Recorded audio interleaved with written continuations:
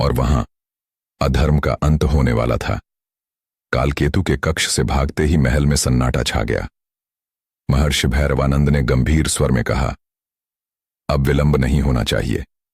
यदि असुर को कालिका मंदिर में पूर्ण रूप से नष्ट नहीं किया गया तो यह फिर शक्ति प्राप्त कर लेगा। वीरेंद्र ने बिना एक क्षण गंवाए तलवार उठाई। उसके गले में गुरु द्वारा दिया गया ताबीज चमक उठा। वह दौड़ता हुआ कालिका प्राचीन मंदिर की ओर बढ़ा।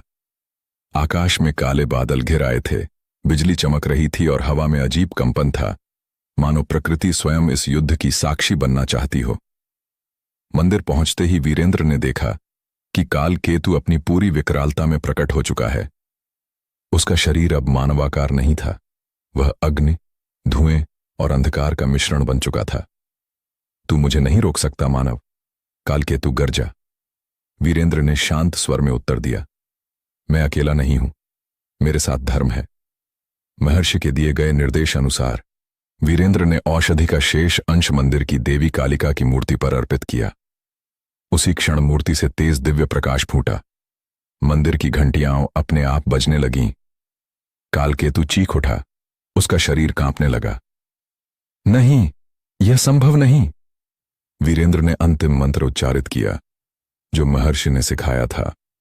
प्रकाश और बढ़ गया। कालकेतु की शक्ति टूटने लगी।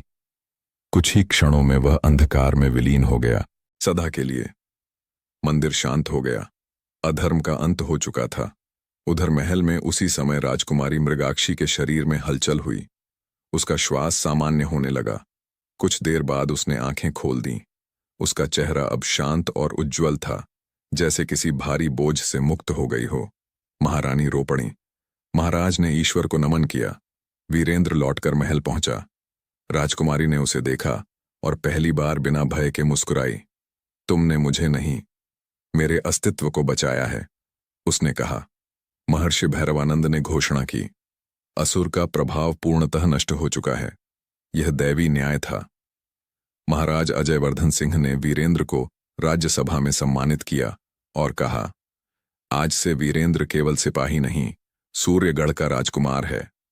राजकुमारी मृगाक्षी और वीरेंद्र का विवाह विधि विधान से संपन्न हुआ। परंतु यह केवल प्रेम का मिलन नहीं था, यह धर्म, साहस और सत्य की विजय थी। और सूर्यगढ़ में यह कथा पीढ़ियों तक कही जाती रही। जहां सच्चा प्रेम होता है, वहां कोई असुर टिक नहीं पाता।